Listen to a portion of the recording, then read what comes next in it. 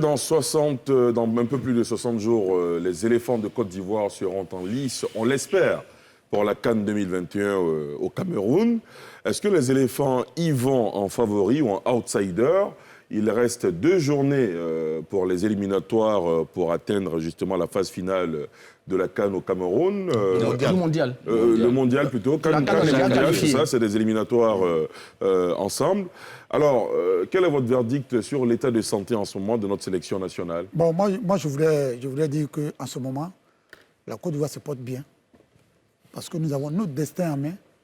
À l'issue donc de 4 journées, les éléphants de Côte d'Ivoire dans la poule 2 sont en tête avec 1 point d'écart face à son concurrent direct, le Cameroun. Et nous rencontrons le 13, le Mozambique. Ensuite, la finale de ce premier tour. Contre le Cameroun? Contre le Cameroun. Et pour le moment, la Côte d'Ivoire a son destin en main. Et surtout, le coach Patrice Baumel a une équipe interchangeable avec des jeunes loups aux dents longues qui veulent prendre leur place dans cette équipe. Franchement, pour une des rares fois, on voit une équipe ivoirienne qui fait plaisir. Même si la dernière sortie nous a laissé un goût d'inachevé, mais je pense que pour le moment, à ce stade de la compétition, la Côte d'Ivoire se porte bien. Nous avons notre destin en main. Et il suffit simplement de faire un bon résultat face au Mozambique et d'aller corroborer tout cela au niveau du Cameroun. Martial? En fait, ce que je voulais dire, c'est qu'il faut préciser. Les éliminatoires du mondial sont à part. Et c'est ce qu'on dispute pour le moment. Il reste 2 journées. Pour la CAN, la Côte d'Ivoire est déjà qualifiée. Maintenant, ce que je voulais dire, concernant la CAN, c'est que nous avons quand même des cadres, certains cadres qui ne sont pas titulaires, qui n'ont pas de temps de jeu dans leur club, comme Eric Bailly, Nicolas Pepe, Serge Aurier, qui vient d'atterrir à Villarreal. Et qui a été titularisé aujourd'hui. Oui, oui. Notamment. Oui. Bon, donc, ce que je voulais dire, donc, il y a maintenant les jeunes loups qui viennent d'arriver, qui ont des dents longues et qui peuvent apporter beaucoup à cette formation, mais qui, bon, par moments, certains sont titulaires, d'autres n'en sont pas. Donc, je pense que si nos joueurs, la plupart, arrivent à la CAN avec beaucoup de temps de jeu, je pense qu'on est capable de faire une bonne compétition. Maintenant, on vient d'avoir un blessé très grave. Yoann Gervais, oui, qui a eu... qui me semble indisponible pour la CAN. Pour 6 mois. Et 6 mois, c'est lorsque, si sa rééducation va vite. Sinon, on peut aller jusqu'à 8 mois. Il a eu ce même problème en 2017. Ça l'a empêché de disputer la CAN 2017. Donc, je pense que les éléphants sont quand même dans une bonne phase. Le Baumel est arrivé. Il a disputé plus d'une dizaine de matchs. Nous n'avons pas connu de défaites. Donc, je pense qu'on est sur la bonne voie. Annoncia? Bon, d'abord, moi, je pense que la CAN, c'est plus de 70 jours. C'est une autre compétition à part. Aujourd'hui, le plus important, c'est les éliminatoires du mondial. Nous avons une chance de disputer la finale, disons le 3e tour, mais il faut négocier les 2 matchs face au Mozambique et au Cameroun, notamment, dans ce groupe. Le match face au Mozambique, il est abordable ou pas? On n'a pas le choix. Vous savez, la Côte d'Ivoire, quand Jacques Anouma prenait la Fédération ivoirienne de football, il a dit la Côte d'Ivoire doit aller au mondial. Et on allait au mondial. Ça a permis au club d'avoir des retombées financières.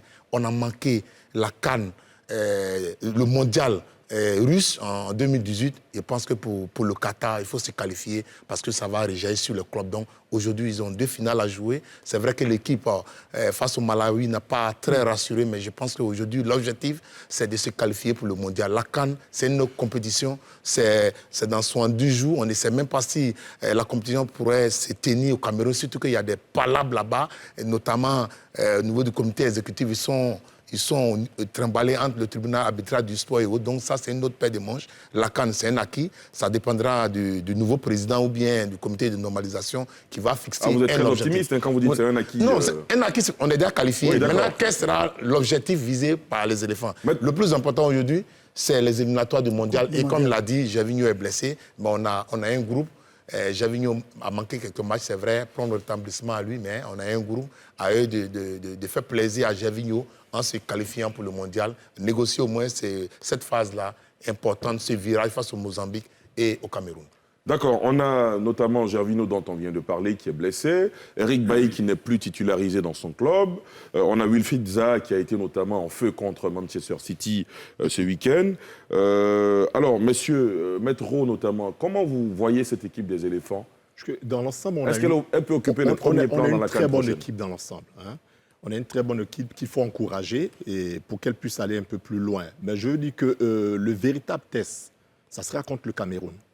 Ça va nous permettre de voir le niveau de notre équipe, véritablement.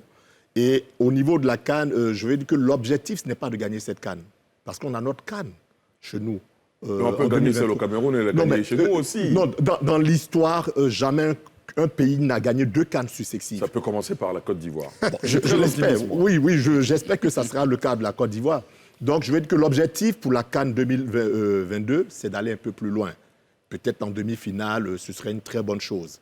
Donc, je veux dire qu'il faut créer toutes les conditions pour que cette équipe-là puisse travailler dans des conditions optimales. L'Égypte a raflé des cannes, donc oui, de façon 2006, 2008, 2010. Oui, c'est important de le signifier. C'est des cas, ça vous me dit dans l'histoire. On vous a compris, c'est des cas exceptionnels. Non, c'est des cas exceptionnels. Oui, vous aurez la parole. C'est comme ça, ils sont les Ivoiriens. Vous aurez la parole après. OK. Laissez Maître Rowe Non, peut-être terminer. que je ne le savais pas, je n'avais pas cette information. Je veux dire que c'est des cas rares. C'est cela. C'est des cas rares. Donc, pour nous, je veux dire que l'objectif, c'est d'aller un peu plus loin au cours de cette CAN au Cameroun. Donc, si on crée, je pense, toutes les conditions optimales pour que cette équipe-là puisse travailler dans de bonnes conditions, il n'y a pas de raison qu'on ne fasse pas une bonne CAN. Bien sûr. Megueyi? Ouais, je l'ai déjà dit, hein, je pense que l'objectif de la Côte d'Ivoire, ce n'est pas la CAN. Il faut que la Côte d'Ivoire aille pour sa 4e participation à une Coupe du Monde.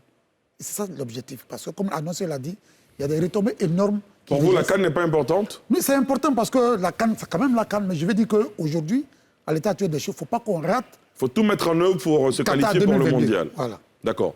Salut Victor Togo. Non, je crois qu'on a une belle équipe animée par de jeunes gens qui jouent bien au football. Il faut savoir faire un bon classement de départ. Parce que j'étais au match contre Malawi au Bénin.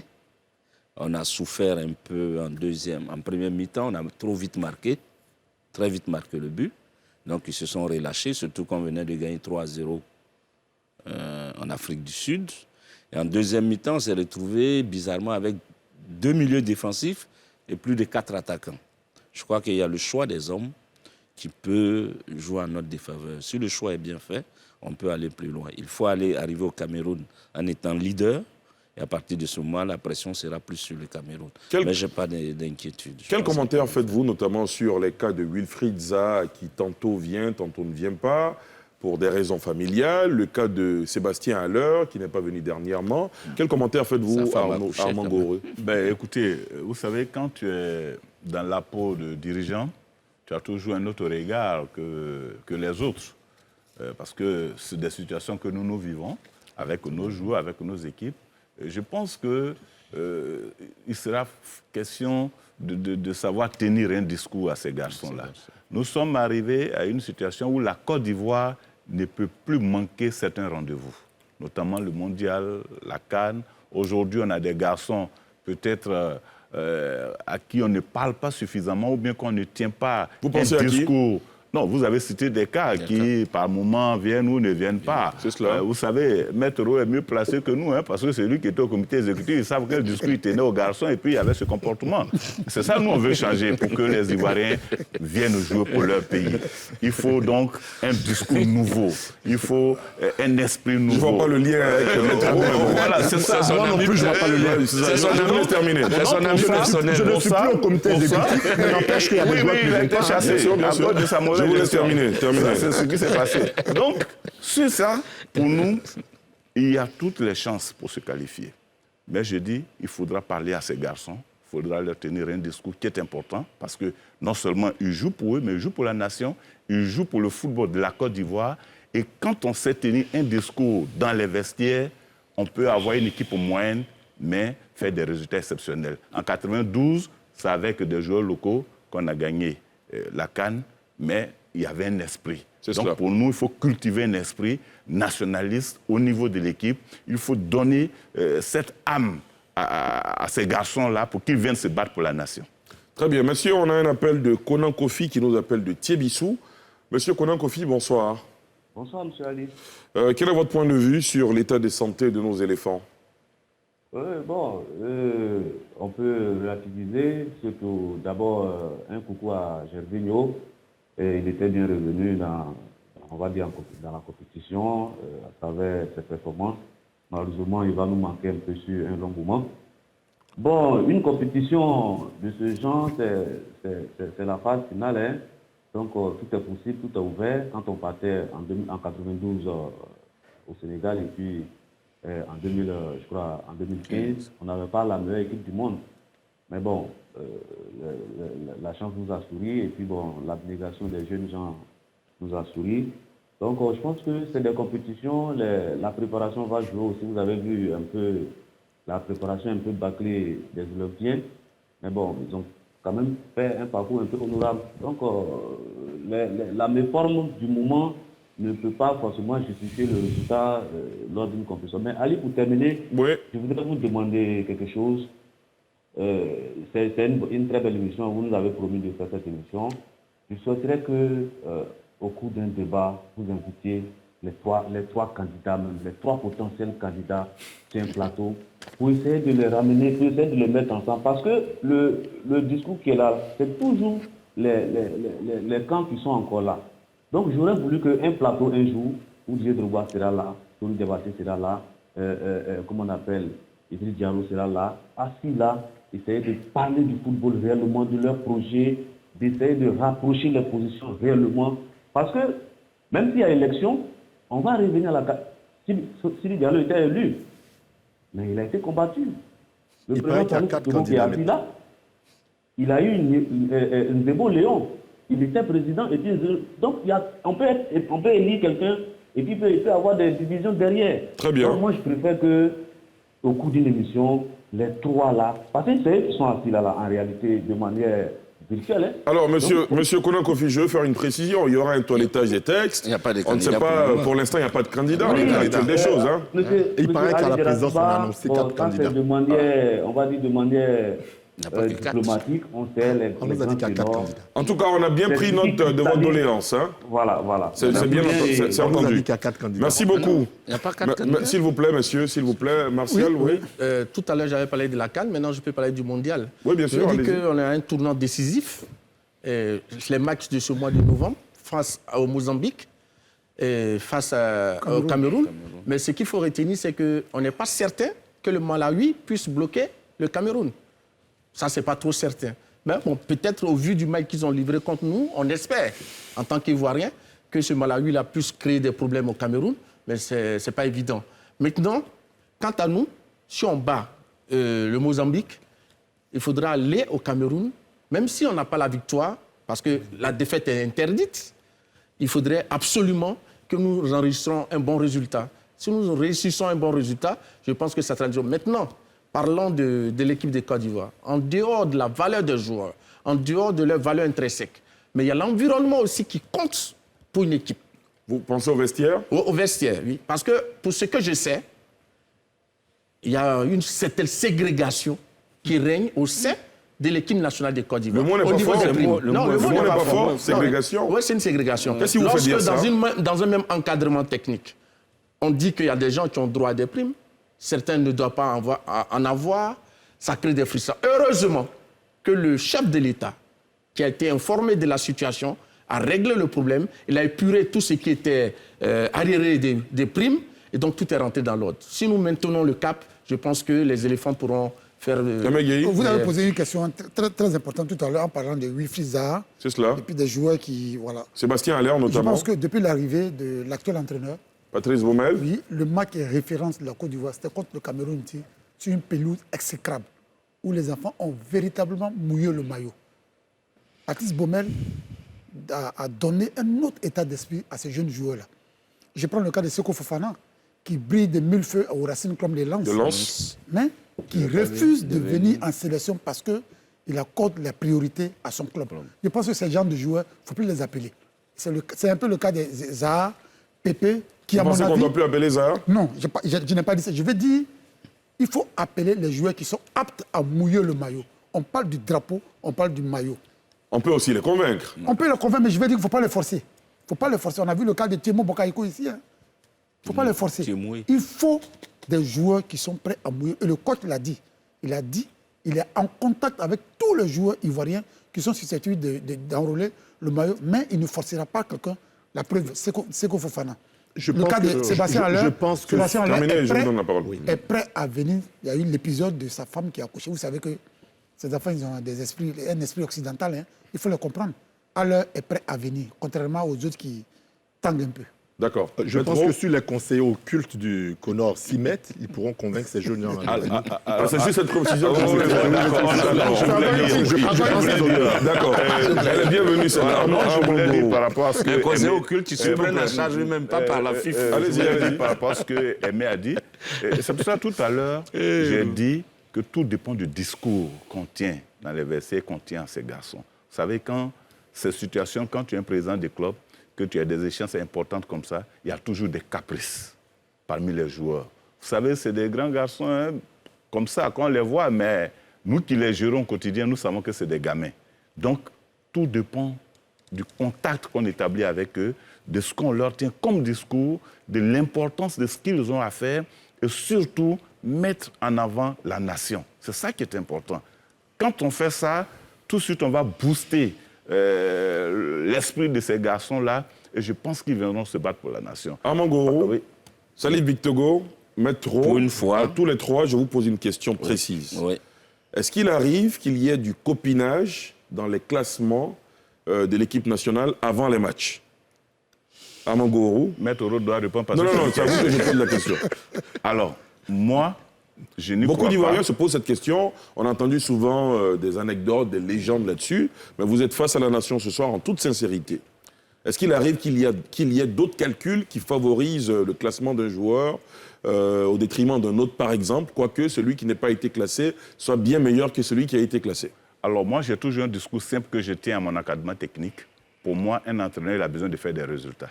Je ne crois pas un seul instant qu'un entraîneur puisse avoir un excellent joueur et qu'il le laisse sur le banc de touche pour qu'il classe quelqu'un parce qu'il a Parce que c'est le protégé du président. Voilà. Parce que c'est le protégé du président. Je n'y crois pas du tout parce que l'entraîneur, il joue sa carrière. Donc s'il fait ça, moi en tant que président, si je découvre, mais je le mets out. Donc ça au peut niveau de venir de l'équipe vous aussi, nationale, en fait, c'est ça qu'on dit. donc au niveau de l'équipe nationale, je ne crois pas qu'il y ait ces pratiques. C'est possible. On a entendu par le passé des bruits de ce genre avec l'ex-comité exécutif. On a entendu de ces bruits.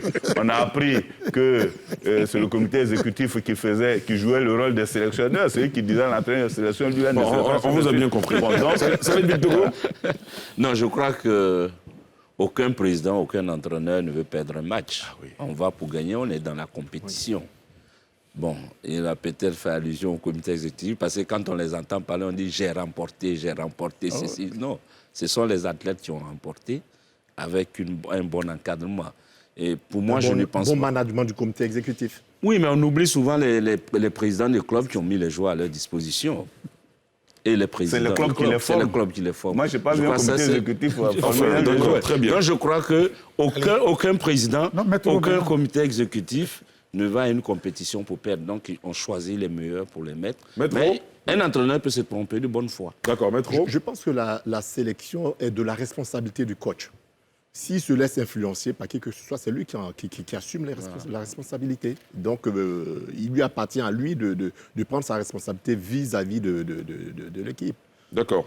Allez, pourquoi vous nous avez associés à mettre sur la question? Lui, il n'est pas président du club. Mais il est ici de l'ex-comité exécutif. Oui, mais ça finit. À beaucoup de fois. Il est délégué de FCI. S'il vous plaît, c'est moi qui distribue la parole. Kwaku, vous nous appelez de Yopougon. Bonsoir. Bonsoir, monsieur. Quel est votre point de vue? Rapidement, s'il vous plaît. Oui, je suis Kwaku Laurent, Oui. président de Kimi Football Club de Mayakro. Voilà. Je voulais intervenir pour 2 points. C'est pour ça que vous êtes en ligne, allez-y. Le temps que le comité de normalisation doit mettre.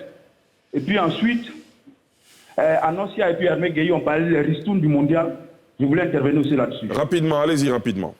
Oui, pour le temps, pour Madame Daougabala, moi je dis que le temps ne suffit pas. Il y a des problèmes plus importants dans notre football que nous devons régler. Les gens ont foutu notre football en l'air. Le football amateur n'existe pas. Le championnat, on parle de championnat au rabais. Mais allez-y dans le club amateur, ça fait 3 ans que les districts ne jouent pas. Et si les districts doivent jouer, ils doivent cotiser. L'ancien comité directeur les faisait cotiser, ce qui est contraire à nos statuts. Nous avons des droits. Et les gens passent là-dessus. Ensuite, quand on parle des binationaux qui font le milieu entre la Côte d'Ivoire et leur club, mais c'est parce que notre football extraverti est tourné vers l'extérieur. Si le championnat est bien organisé, si les joueurs, si on a des joueurs compétitifs, est-ce qu'on a besoin que quelqu'un binational ou bien quelqu'un footballeur de l'extérieur nous fasse chanter? Comme l'a dit l'autre, le championnat, la Coupe d'Afrique de 92, c'est les locaux qui l'ont eu. D'accord. Merci, M. Kwaku Laurent. Moi, je voulais dire, oui. pour terminer, qu'il faut que le temps ne rush pas. Il faut qu'on organise notre football. Il faut que Daouda prenne son temps parce que les gens ont mis notre football à terre. L'autre parlait de mort. Mais ils l'ont enterré, on a fini le funérail, on ne parle plus. D'accord, merci beaucoup. On vous a bien compris. Merci, M. Kwaku Laurent. Merci. Alors, annoncez rapidement. Oui, tout à l'heure, Meguey a parlé de Seko Fofana et de certains binationaux. Mais j'aimerais que le sélectionneur national, Patrice Baumel, soit clair souvent, dise la vérité aux Ivoiriens. C'est-à-dire je lui ai dit, M. Patrice Baumel, vous faites votre preuve grâce au comité exécutif sorti. Vous n'avez encore rien prouvé.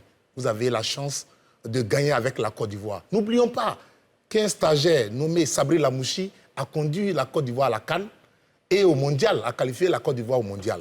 Et je le dis, tout entraîneur qui aura l'obligation d'entraîner cette sélection doit nous qualifier pour le second tour d'un mondial. C'est ce qu'on n'a jamais vu en Côte d'Ivoire. Se qualifier pour la CAN, on a déjà vu. On a remporté la CAN 2 fois. On est allé au mondial 3 fois. Donc, pour moi, il doit prendre les joueurs, mais qu'ils ne soient pas influencés par les entraîneurs. Parce que Seko Fofana, il ne peut plus jouer en équipe de France. Il a 6 sélections, 1 but. Pourquoi on ne l'appelle plus? Il a fallu un match de référence face à l'Olympique de Marseille pour qu'on dise qu'il faut qu'il vienne en sélection. Mais vous et moi. Mais il y a un autre joueur aussi qui joue à l'Espérance. Fousseni Koulibaly. Il est venu, il a prouvé sur un seul match. Il a prouvé, il a convaincu les Ivoiriens. Il n'est plus venu en sélection. Par contre, on prend des joueurs qui sillent les bancs dans les clubs. Mais Sayori, il a fait plus. C'est le capitaine, mais il a fait plusieurs mois à Biguin s'il ne jouait pas. Mais quand il y a une compétition, il est titulaire face au Malawi. Récemment, à Cotonou, on a vu qu'il ne tenait plus. Parce que c'est la compétition, ça ne ment pas. On prend les joueurs en forme du moment. Mais la sélection, il n'y a pas de sénateur. Tu es bon, on te classe et il ne faut pas frustrer. Quand des joueurs prennent leur retraite, on les célèbre au Félicia. Et on les rappelle en sélection. Pendant que Traoré, Ismaël, bien expérimenté, qui est titulaire dans son club à Angers, on ne l'appelle pas, il y a un problème. Donc, pour moi, il faut manager cette équipe. On a de bons joueurs. On ne doit pas cracher sur cette qualification. Et le management est important dans cette sélection. Parce que la fédération à la rue, le staff technique doit prendre ses responsabilités. Parce que la Côte d'Ivoire ne peut pas manquer le mondial Qatar 2022. D'accord. Martial? Je vais rebondir sur le cas Serge Aurier. Serge Aurier est quand même quelqu'un qui est l'un des cadres de cette sélection de Côte d'Ivoire. C'est vrai qu'il y a eu 1 mois, 2 mois, il avait un problème quand il a fini son contrat avec son club, mais ça ne fait pas que ça ne joue pas sur la valeur intrinsèque du joueur. Et puis, vous savez, un entraîneur, il y a aussi l'aspect psychologique. Serge Aurier, il faut le maintenir dans le groupe. Quelqu'un traverse un moment difficile, il faut l'aider. Il faut l'aider. Il faut le maintenir. Et ça se fait partout, pour tous les entraîneurs psychologues. Et puis, pour le mec face au Malawi, peut-être qu'il n'a pas l'information. L'entraîneur, certes, a appelé Serge Aurier, mais c'était pour le garder dans le groupe. Il n'était pas partant pour le match en Afrique du Sud et pour le match face au Malawi. Mais il s'est trouvé que celui qui devait jouer latéral à la place de Serge Aurier n'a pas répondu à la convocation du sélectionneur. Et vous avez vu, lors du deuxième match, lorsque Serge Aurier a flanché un peu, c'est un milieu de terrain qui a été transformé en latéral. Donc c'est ce que je voulais dire. Très bien.